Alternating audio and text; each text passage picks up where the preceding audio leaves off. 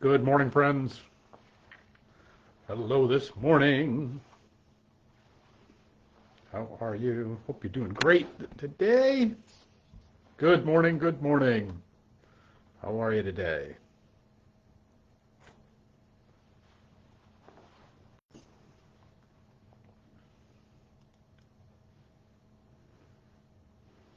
Good morning, friends. It's all right today.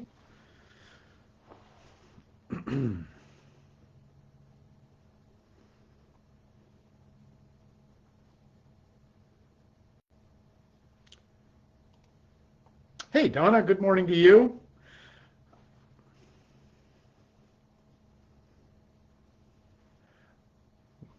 Hey, Yvette, good morning.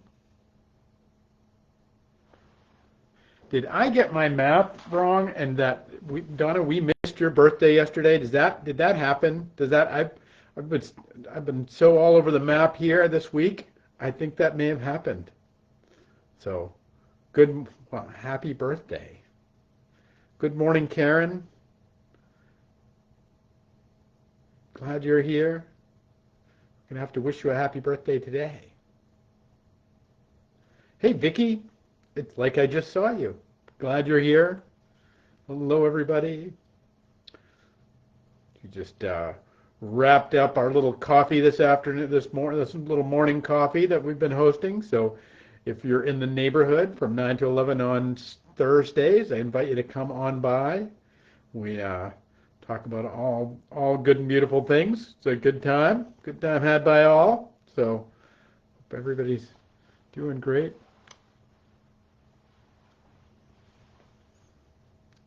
So we do have we are having our missions fundraiser on the 19th. So 6 days away. That'll gonna be great.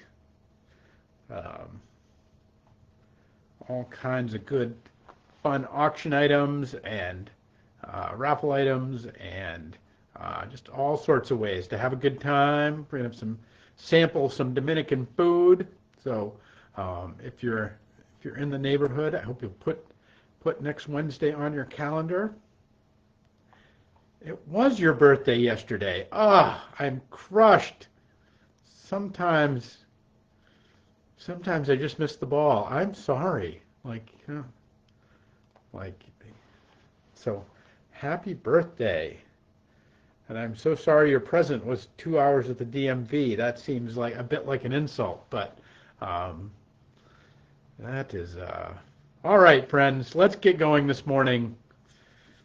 It is the 13th day of November here at 11:11, and I'm glad you're well and good and whole. Please wish Donna a happy belated birthday this morning. I hope it was at least better than some time at the DMV. That as we gather in this little day of joy here that that God has given us. That I think of these words from the second chapter of Paul's letter to the church in Corinth, who he said so the church in Corinth, like, let's be honest, the church in Corinth is a mess, and they've got all kinds of troubles. They've got infighting, they've got outfighting, they've got inward outfighting. They're troubled, and but they're a church. They still are a church. They're still this group that's gathering, all however imperfectly, and that's one of the things we have to remember. And that part of the challenge is they're kind of trying to figure out what to do, what's the right thing to do, and so they kind of have this. Well, they have this freedom issue, as one might put it, that they're free to do all manner of things, and so they do. That is kind of the church of Corinth. You show up to the meal early, well, you eat all the food, even though the only reason you can show up to the meal early is because, well, you're wealthy enough because you don't have to work all day. So, and this is what was happening in the church in Corinth, that the wealthy people would actually show up early. they'd eat all the food for the what was essentially the communion meal. This was how that was celebrated. So they'd eat the whole banquet, and then the workers, the people who were who were less well off, or just working people who had to go to jobs, and then they would come in the evening, and there'd be no food left. And so, and there's all kinds of quotes and scriptures and stuff that go around with that. But there was all kinds of stuff like that going on in the church in Corinth. There was all these divisions, all these cliques. And so Paul still loves these people, still working out, still trying to work it out with them. In the middle of the second chapter, he writes this. Now, he's been talking about some of the things that God has done. He says, now we have received not the spirit of the world, but the Spirit which is of God, and that we might know the things that are freely given to God, to us of God. That we receive the Spirit, not of the world, but of God, and that we might know the things that are freely given to us of God. So he's trying to remind them, that don't have the spirit of the world, that you received the Spirit of God. Remember what that is. Remember what that looks like. Remember that is a true and good and beautiful thing in which real freedom, you've been freely given that, in which real freedom comes a part of. So that this is the thing. And this is the thing about freedom, is God guards our freedom so powerfully, because it really is our freedom that allows us to be as God is. The whole creation story is this idea that we are made in the image of God, right? We are the creature in all of creation that is made in God's image. Other creatures, not saying they're bad, not saying they're lesser, not saying that they're anything other than, there's all kinds of beautiful creatures in the world. But we are the one that's made in God's image. And the reason we are made in God's image is because we have, and that what is not violated is that we have this freedom about us. We can choose to be kind. We can choose to be cruel. We can choose to give of ourselves. We can choose to be selfish. We can choose to sacrifice and to work for something that we care for, or we can choose to simply eat all the food before anybody else gets there. And that the spirit of the world are all of these spirits, all of what the ancients called the passions. There are all these things that would just, the appetites within us, whether they're the appetite to be right, like I need to be right, the appetite to eat all the food, because I like that appetite, the appetite to sex, the appetite to self-righteousness, to be like I'm the most important, I'm the one with I'm the one with the prettiest dress, all of the different based sins, all of those that come from the appetites. And that what makes us in the image of God is the fact that we freely can resist these things.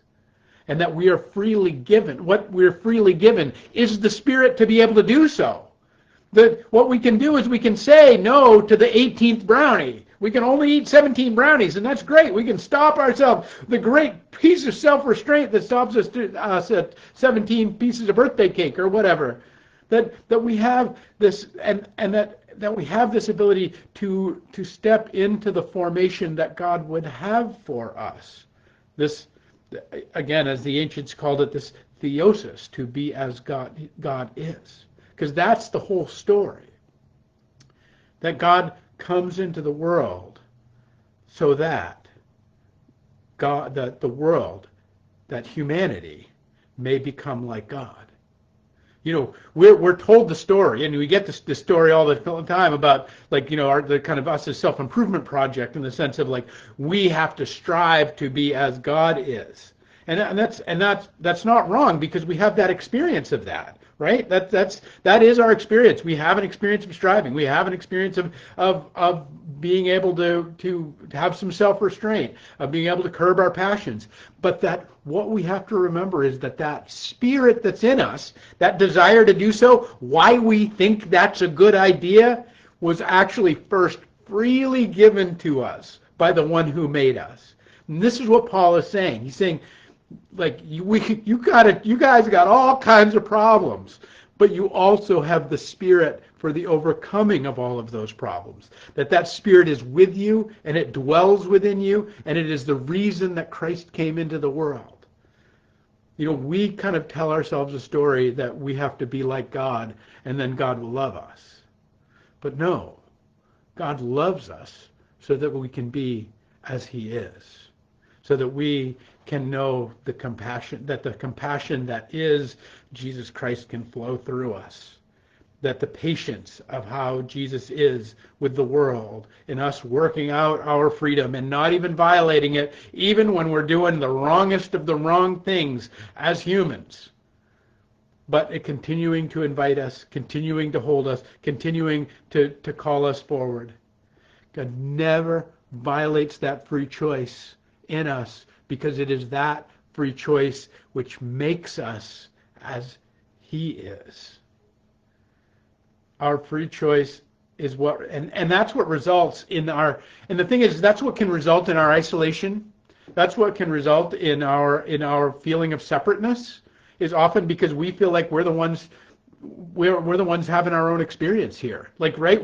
Like as my friend Jim once said, he says, well, as I look around from here, it kind of looks like I am the center of the world. It's a perception problem. We do have that perception problem. And it's not really a problem in a sense, because it's a gift from, that too is a gift from God, that we might have the opportunity to have the experience of having a sense of enjoying this life as if it's our own.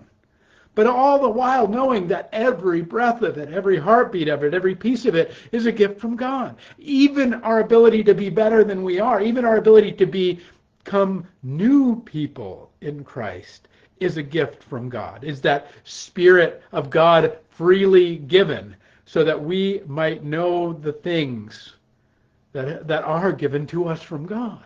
That we might know the true things, the beautiful things, the gorgeous things. We might know the gifts of the Spirit. We might know peace in our hearts and be able to relax and truly know that it's all going to be all right. And that it's all going to be, as Sister Julian says to us, all shall be well. All shall be well. All manner of things shall be well. I know. And we are free to step into that. Now, doesn't mean you can get there every day. That's part of what the whole idea of journeying is. That's part of what our pieces and parts of this life of liberty that can give us, that can open to us. The great Cardinal Newman said it this way. He said, liberty of thought is in itself a good, but it gives us an opening to false liberty. That he says, this notion that we can actually think we're at liberty when we're kind of losing ourselves over to the passions is in some ways the greatest missed idea. I mean, and that's again what Paul was driving at with his little community there in Corinth, saying, no, just because you can show up early and eat all the food doesn't mean you should show up early and eat all the food.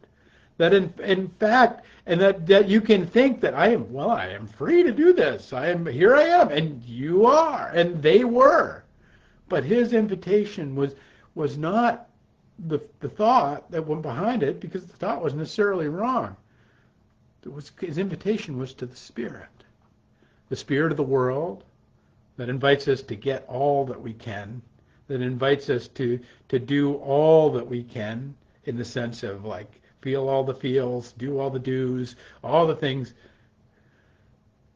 or to have the Spirit of choice in Jesus Christ, to have the Spirit of God that is brought to us, and that in it is the source of all joy. I promise we're going to stop talking about this rock, but there is a joy that was in me in taking that picture of the 22-mile sign. If you don't know, this week Bob Costa and I completed a 22-mile ruck march, raising money for with Wrecking for Veterans first veteran suicide prevention efforts. So that it was a tough day. It was a hard day, and yet, I took a little picture of the 22-mile sign, and which was at the completion point, and there's a joy in that. There's a joy in doing a hard thing, and completing it. There is a joy in doing something that we lay ourselves down for another, and not just the showing up and eating everybody's Wheaties before they get there, as they were in the Church of Corinth. So, friends, my invitation to you today is that to remember that your free choice is the greatest the greatest gift God gives you, and it's the greatest thing that God safeguards in you. Even God does not violate your free choice. Now, you might say, "I'm not qualified to have this free choice," but you are. Because you are provided for in the Spirit of God to be able to use that free choice, to be able to execute that free choice. That don't worry about those stinking thinking thoughts that will take you places that Cardinal Newman was talking about. Don't worry about those things, because you might go down that road once for a while, but you'll figure it out. You'll find a way, because all of the angels in heaven are conspiring for you. All of the movement of the Holy Spirit is working for you. All of the goodness and the grace and the beauty in this world that exists in it is conspiring to bring you towards the Spirit of God and the love of God and the joy that exists in that life of being brought into the creation that you are meant to be, like Christ himself. And that's the grand and beautiful promise of this life, that you have received not the spirit of the world, but you have received the Spirit of God. Freely choose it today, my friends. All right, friends, we are worshiping on Sunday. We're the second in our series of 3 sermons about the different victories of Jesus. Last week we talked about Jesus' victory over death, and this week we are talking about Jesus' victory over destruction and the destruction of the temple. It is also Stewardship Sunday, where if you're making a pledge to the church, you can come and present your pledge. It's always a great Sunday. And next week, don't forget, next Wednesday we'll start out with we'll be having our missions fundraiser for Vicki and her trip to the Dominican Republic and the great work that she does down there. So, friends, all right.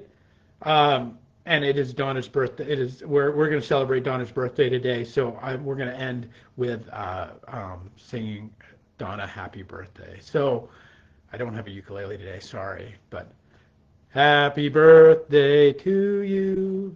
Happy birthday to you. Happy birthday, dear Donna. Happy birthday to you. All right, there you go, friends. See, if I know it's your birthday, I will embarrass you on the interwebs. All right, peace and grace to you, my friends, and we will pick it up next week with another 11:11.